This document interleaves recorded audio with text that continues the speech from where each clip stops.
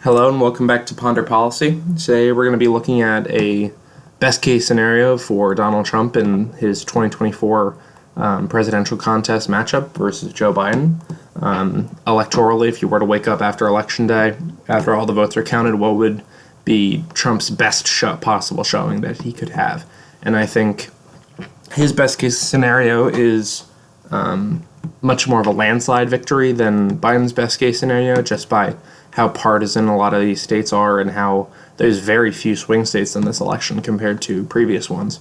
But let's just jump right into it.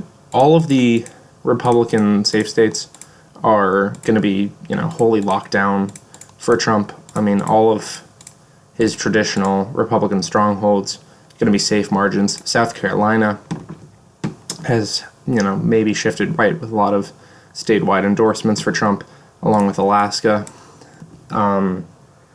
Iowa and Ohio are going to be won by pretty solid margins. I mean, no real threat of Trump. These states becoming all too narrow, and in this timeline, Trump would definitely win both of these states by double digits, improving on his 2016 and 2020 margins within the states. And Maine 2nd District, best case scenario, he jumps up within that area, runs up the numbers in the 2nd District, and is able to get it up to safe margins. Texas, by likely margins, best case scenario, he wins it by double digits. He's currently, expected to win by high single digits, but Texas had a pretty decent showing for Republicans in 2016. Narrowed up, but not as much as Democrats would have liked in 2020. And with statewide polls right now, Republicans are doing very well, and in a best case scenario for Trump, he could be able to get Texas to 10, 11 points pretty easily. Florida, interesting because polls are kind of all over the place. He's been anywhere from 4 to 15, 16 points in some polls. The aggregate has him winning by high single digits. Ron DeSantis won the state 2 years ago for the governorship by over 20 points, or almost 20 points, and Republicans statewide have been doing very well. Miami-Dade County, a typical Democrat stronghold, flipped in that midterm election, and while there is low voter turnout, and it's probably going to be tighter on Election Day, I think in a best case scenario, Florida could go by 15 points. I mean, that's a stretch, but it's certainly possible if we're looking at what a Trump landslide would look like. For Biden, his actual Democratic strongholds are much smaller. Even New York, which has had some interesting polls showing it within 15 points, maybe at the 8 to 10 point margin in a Trump best case scenario. But Vermont, Massachusetts, Maryland, D.C. are all safe. Connecticut, New Jersey, Delaware, and even Rhode Island are all going to be tighter. In 2016, these 3 of these states were within 15 points against Clinton, and we're expecting a scenario, if in a best case scenario for Donald Trump, that he may even be able to improve on these margins nationally. So I think Rhode Island, which narrowly was safe margin, was almost barely safe margins for Clinton, could be, likely margins for Biden in this go-around. Maine's 1st District, just so heavily Democratic, there's really no movement there. Hawaii could narrow down. There are some interesting polls out of Hawaii that, one had Trump up by 1 had Biden up by 4. I don't think those are all too realistic. Polling in Hawaii is not, there's usually not that much polling out of Hawaii, but so all these little things kind of skew the aggregates. But I think in a best case scenario, this can narrow up to likely margins, maybe even single digits for Biden. And the Pacific Northwest could also narrow up. Clinton had Oregon, 11 points, Washington, just over 15. Biden made up those margins in the 2020 election, but I think both of those dipped to low single digits in this scenario. Oregon but either of these, in an absolutely best case scenario, could be, high single digits. Illinois, just barely, under 15 points. if we're expecting this sort of like national landslide. It's not impossible that it could just, narrow up just below that. Chicago has so much pull throughout the entire state. Cook County is where Biden's entire voting advantage within Illinois is. The rest of the state, if you cut out Chicago, would be, as Republican as Indiana. But that city just carries the state in the Democratic column. It's the fourth most populous, either fourth or third. It changes sometimes in the country. So in a Trump best case scenario, that narrows up. Same with Colorado. This is supposed to be by likely margins anyway. I suspect in this kind of scenario, it could narrow up a bit. New Mexico, best case scenario for Trump. I mean, it's currently polling for Biden at about 8 points. I think Biden is kind of guaranteed to win this. It's just depending on the margins. So if it could get down just below 5 points, that would be a really good showing for Trump within the state. And jumping back into the Trump column, these are kind of the expanded map of swing states for this election. And if we're expecting Trump to do if we're looking at how well Trump could theoretically do if he had everything go right for him, some of these states are going to have, crazy margins on them. North Carolina, for starters, over 5 points. I mean, he's already polling very well, in the 4 or 5.5 point range. Within the state, there's a more competitive governor's race in the state, but if Trump wins by those kinds of margins, he's probably going to pull the down ballot to victory anyway. Georgia could hop back into the likely column. I would suspect that it would probably be 3-4 points in a best case scenario for Trump, but for this argument, we're just going to say it's a little over 5, replicating his 2016 margin within the state. Because while Trump did enjoy a victory in 2016, Democrats, narrowly, the closest state in 2020, and Democrats narrowly won. But even though the Atlanta metro area is growing, there's been a large pushback within Georgia, and it's not impossible that Republicans could, make up margins like the Brian Kemp race for the governorship. He did very well within the state. And generally, Georgia's had more of a rejection of Biden than any other swing state so far. Nevada would be Trump's first flip from 2020 and 2016. This state has had a good Republican showing. Previous elections, polling does overestimate Republicans within the state, but it's had a large rightward shift. The no tax on tip that Trump is pushing is definitely going to serve him well in the Vegas area, which is sort of the only metropolitan area within the state. It carries a lot of the statewide vote. Trump may even flip Reno County, which is the only other population center in the state. So as long as he doesn't get crushed in the Vegas Strip area, and he does well in Reno and the rest of the state with high turnout, he could do very well here. He could win by 3 points in a best case. Arizona, border state. You have an abortion referendum, which is going to drive liberal turnout. You have a Senate race where Carrie Lake is just not a very electorally viable candidate in Arizona. I expect her, she's polling very far down against Ruben Gallego. 538, which is more, given probably in recent polls, recent aggregates in this forecast, given more leeway to Biden than a lot of other pollsters have, gives Trump the edge in the state.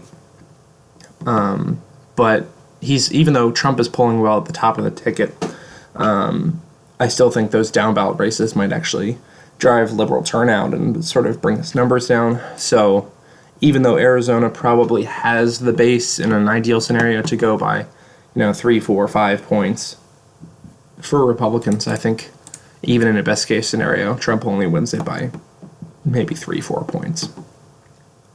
Hopping over to the Rust Belt trio, very consequential states in this election.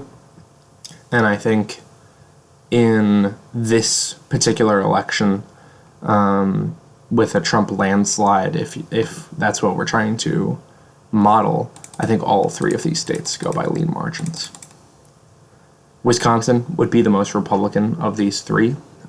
This state is more rural, it's whiter, it's less college educated. Those are all three demographics that Republicans outperform Democrats by a huge margin in. And it also, with the most Republican of the three in the previous two elections. I think Ron Johnson in 2022 won by like 1.2 points in the Senate contest. And I think Trump could replicate margins in that state. The next one would be, it's difficult to tell which would be more favorable to Trump between Michigan and Pennsylvania. He has good odds in both of these states.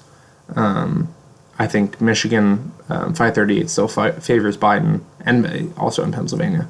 Biden's favored in the Rust Belt trio, according to 538. Granted, their polling hasn't been the best.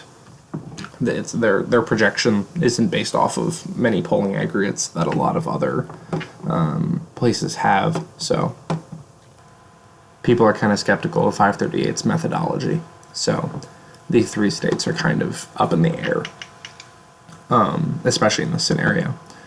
Michigan would be driven by lack of Arab American turnout in Dearborn, which carried Biden to victory in 2020, and has been reliably Democratic, but voters there are upset over the war in Gaza, and also just the cost of living in the Detroit metro area, the state as a whole losing auto jobs still. It's not impossible that Trump's message just hits those voters and he wins by over a point. Pennsylvania, Biden's victory was driven by liberal turnout in the east of the state, sort of the suburbs of Philadelphia, and also inner city turnout among especially African Americans. Trump has made up a lot of ground in those communities, and there's also going to be probably less motivation in this scenario for liberal turnout. So Trump could win this state by over a point, improving on his 2016 margins. I think the most controversial decision is going to be Virginia by over a point. I think best case scenario, somehow, Trump replicates Glenn Youngkin's margins within the state, puts together a coalition, and is able to win by over a point. Biden won by over 10 points 4 years ago. So this is kind of a huge ask, but Youngkin had a big win in 2021 for the governorship. And that coalition, even with some slight changes, including more urban voters, targeting the Virginia Beach area, the Trump campaign has opened up over a dozen field offices in Virginia and also Minnesota. So they're making a real play for these states. They're spending money there. Granted, they have money to spend, but it's not just a pipe dream that the campaign has for Virginia that, we could flip Virginia. But I think in an ideal case, if you were to wake up and see a Trump landslide, Virginia would be on that map for him. And it'd be driven by turnout in the west of the state, Trump not getting smashed in the D.C. metro area, which might be hard, and also he would have to flip Virginia Beach like Youngkin did 3 years ago. But I don't think victory is impossible within Virginia. Minnesota, I personally really don't see this going for Trump, but there is polling that shows the two of them tied in the state, Trump and Biden, ideally for Trump. Tilt margins, somehow. I mean, I don't see it. I don't think it really is going to happen, but things can also change between now and Election Day, and Trump has field offices there, spending money there. He's going to be holding more rallies in Minnesota. Certainly, it's plays with the same message as the rest of the Rust Belt. So if he's winning the Rust Belt trio by over a point, Minnesota is certainly in play. Biden won by over 7, but also the state had a huge uncommitted vote in the Democratic primary. So I think Trump may barely win this in sort of this scenario. Nebraska's second would also be a tilt Trump state. He won it in 2016. Omaha demographics shifted, and Biden won by 6.6, I think, in 2020. And this is going to be the focus of a lot of Republican attention, but Omaha demographics are kind of shifting in the wrong direction. There is a shot that Trump wins in Nebraska's second. I think 538 puts it at, he's a third out of 1/3 of their scenarios. He wins. But if anything, Omaha and Nebraska's second district has become more liberal since 2020. But if we're putting Minnesota on this map, I think Nebraska's second is completely possible. New Hampshire just also would be on this map. I mean, this is a complete Trump landslide if you're trying to model something like this. New Hampshire is currently polling for Biden between 4 and 6 points. Biden has enjoyed a better Democratic showing in polls here compared to the rest of the country and the rest of the swing states. And the Trump campaign isn't making a huge effort for New Hampshire, but it's also a very anti-incumbent state. It almost went for Trump in 2016. He narrowly lost in 2016. And I mean, there are some polls showing it a tighter race. The aggregate doesn't show that, but there are some polls. And if Trump is winning by an absolute landslide, I think New Hampshire also just needs to be included. Maine at large is sort of an easier sell, because if Trump is running up the numbers in Maine's second district, if there's lower Democratic turnout in Maine's first, Maine at large has been, a closer contest, going by Clinton 2.9, Biden by a larger margin, but also Trump underperformed in Maine's second, and there's huge turnout in Maine's first. So if that turnout isn't replicated, I think Trump can potentially pick off Maine at large, and their 2 electoral votes. And that leads us to an absolute Trump victory in this scenario. Trump 342, Biden 196. The Rust Belt, Arizona, Nevada, all lean margins. Georgia, North Carolina by likely, and also picking up, flipping Georgia, Arizona, Nevada, all 3 of the Rust Belt states, Nebraska's second, Minnesota, Virginia, New Hampshire, and Maine at large, would be a complete blowout. Biden's margins in a large part of the country would be narrowed. States like New York, which haven't been, and Hawaii, which haven't been competitive at all, or anywhere close to 15 points, let alone less than 15 points in recent elections, would be tighter. And so Biden, wouldn't have many safe states left. Trump would run the table on sort of the middle of the country in this scenario, and you would wake up after Election Day, and you would see results like this once all the votes are counted. So let me know what you think in the comments, and thank you for watching.